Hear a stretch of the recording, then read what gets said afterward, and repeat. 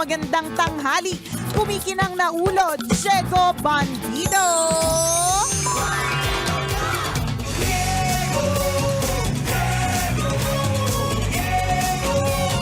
Go, Diego, go! Magandang tanghali! Kumikinang ina!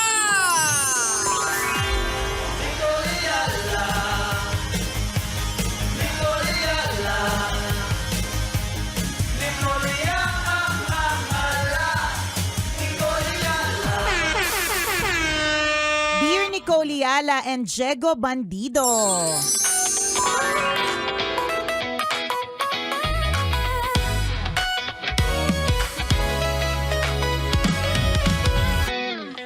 Bakit sabi nila kapag ka nagkaroon ka na ng trabaho, mabibili mo na lahat ng gusto mo? Hindi po ito totoo. It's a prank! Yan din yung sabi sa akin ng nanay ko eh. Sabi ng nanay ko sa akin dati, Nak, mag-aral ka ng maigi. Pag nag-aral ka ng maigi, makakakuha ka ng magandang trabaho. At pag nakakuha ka ng magandang trabaho, lahat ng gusto mo ay mabibili mo. Tama. It's a scam. Ay nako, nakakalurky. Totoo nga, ano mo, yun yung mga realization ng iba, no, na pag may trabaho na sila, Akala nila gagaanan lahat, pero ano? yung iba na-realize nila na may kaakibat palang responsibilidad. Totoo. Yun talaga yun. Hindi po yung sinasabi natin na nagtrabaho na tayo, tapos na, ito na yung ultimate na. Sabi nga nila, pag nagtrabaho ka, kikita ka eh. It's a scam also. Pero siguro, para sa mga anak ng duke, Ayan! di ba, pwede. Pwede, posible, di ba? Kasi wala silang babayarang bahay. Kaya nga, ganon. Hindi kasi singilin ng nanay, nak, pambayad sa Bakit kuryente. naman, wag ng duke yung example? Ano? Politiko. Okay! Mga Nepo babies. Nepo babies, di ba? Ay, nako. Pero totoo yun. Hindi, yun yung katotohanan. Para po sa, ang daming graduate. Recently, madami pa tayo nakikita ng mga pictures ng mga, and the videos kumakalat sa ating mga friends on social media na mga kakagraduate pa lamang, ganyan. Hindi po namin na isusugarcoat ang lahat. Welcome to the world of the unemployed.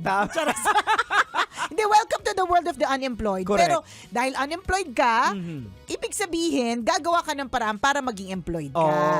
And ang katotohanan talaga sa lahat, hindi po lahat ng ina-applyan natin, maganda talaga ang sweldo, maganda ang benefits, malaki lahat. Minsan kailangan din natin na mag-umpisa muna sa gathering experience, mga ganyan. Swerte kung meron na malaki agad. Tama. Kasi meron naman yata talaga.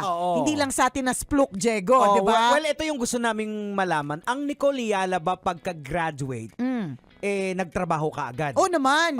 Hindi ako anak ng duke. Hindi rin ako nepo baby. Kasi merong mga ganyan, di ba? Magpapahinga muna. Ay, walang pahinga.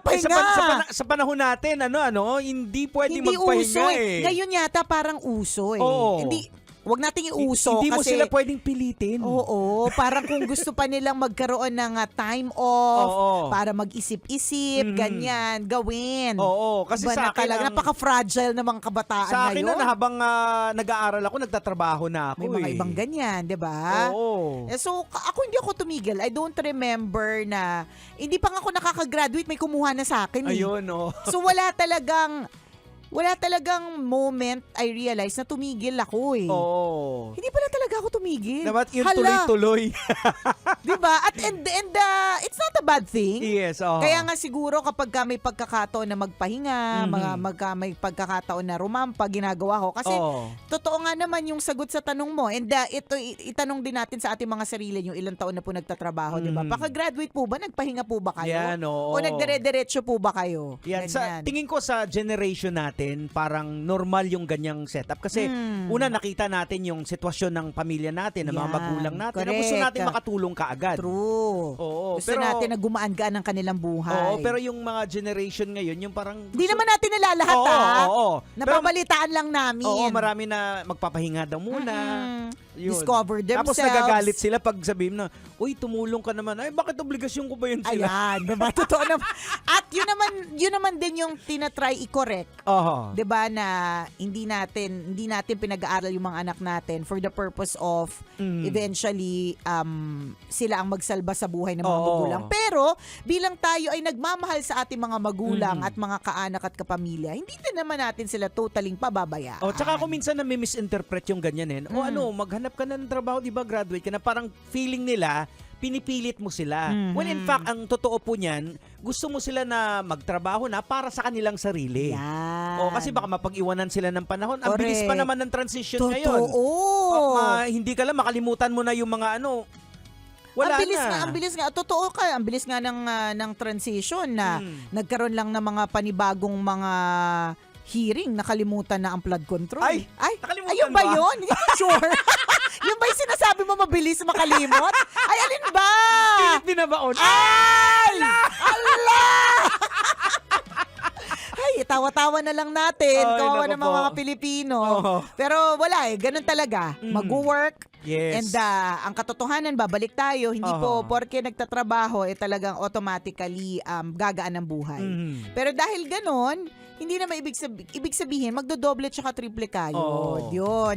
Kaya ako minsan, di ba, iba yung feeling na halimbawa, yung medyo nag-relax ka, parang na-appreciate mo, parang ang sarap naman ng feeling ng ganito na, lalo na yung nag-disconnect ka, wala kang obligasyon. Correct. For example, lumayo ka. Ako, nung nakaraan lang. Nung weekend. Nung weekend, parang ang sarap na yung wala kang ginagawa. Oo. Diba? Pero aminin mo na, alam mo, speaking of ganyan, madaming tinanong mo kanina sa akin, Jegs, kung tumigil ba ako simula nung nag-graduate ako. Hindi. Hindi pa nga ako nakaka-graduate. Meron na akong may trabaho na ako, di ba? Tapos dire-diretso na siya hanggang ngayon.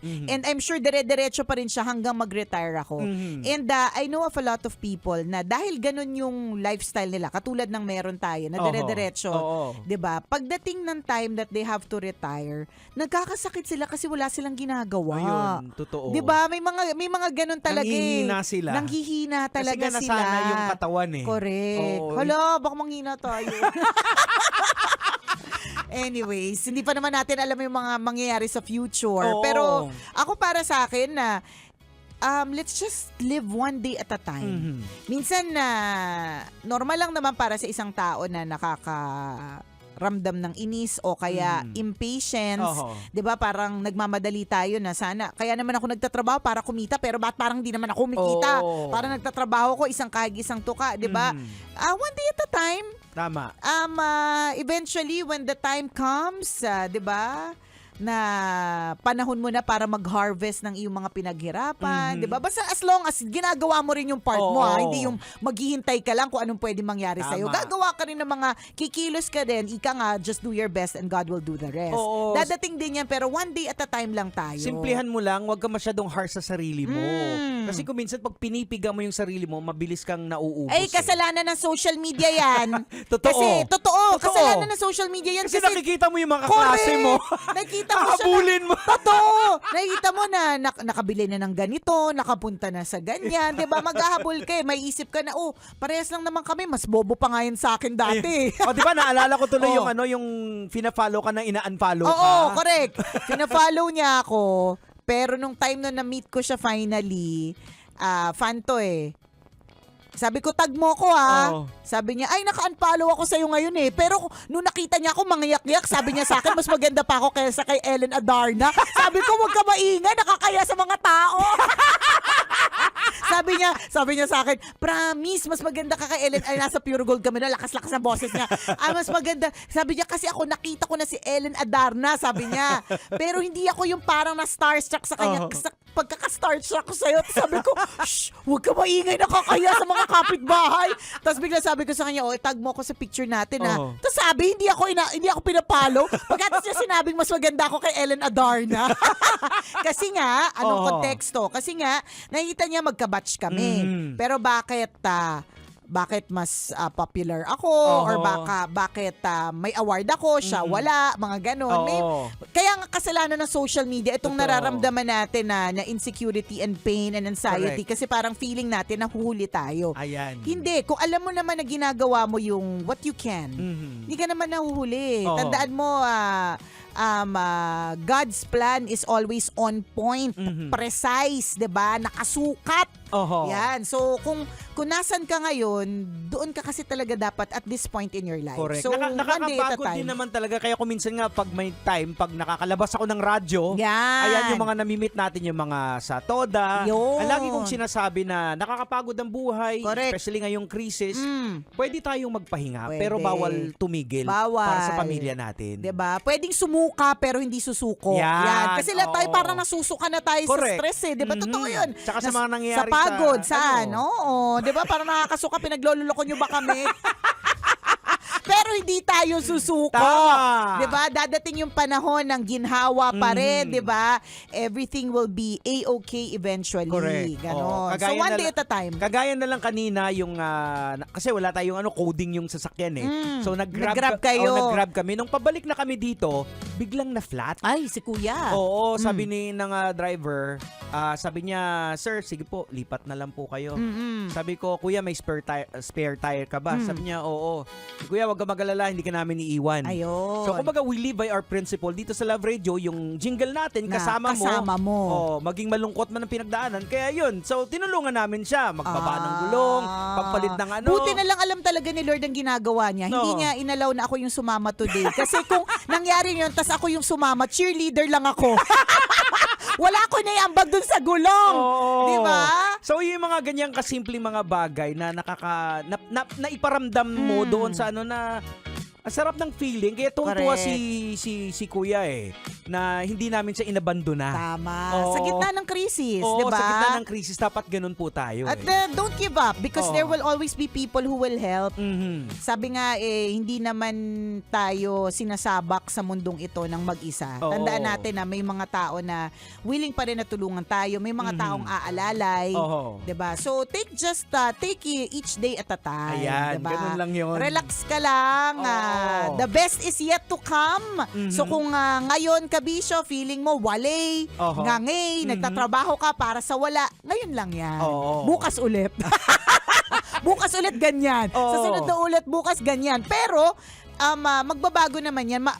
Alam mo kapag ka nag-reflect ka sa buhay mo, mag-iisip ka rin madami ka ring mga moments na malayo pa, pero kahit papano, malayo na rin din. Yun yung isang particular moment na na-realize ko na naiyak ako habang nasa Japan ako recently is yung nakita ko na nagcha-chopsticks yung anak ko. Naiyak talaga ako, tumingin lang ako sa malayo. Sorry. Nagcha-chopsticks lang yung anak, umiyak. Bakit? Ano daw? Nag-chopsticks lang yung anak, umiyak. May kwento yan. Ako po si Diego Bandido. Kasi nga marunong na siya mag-chopsticks. Dati pangarap ko lang yon. Nicole Yala.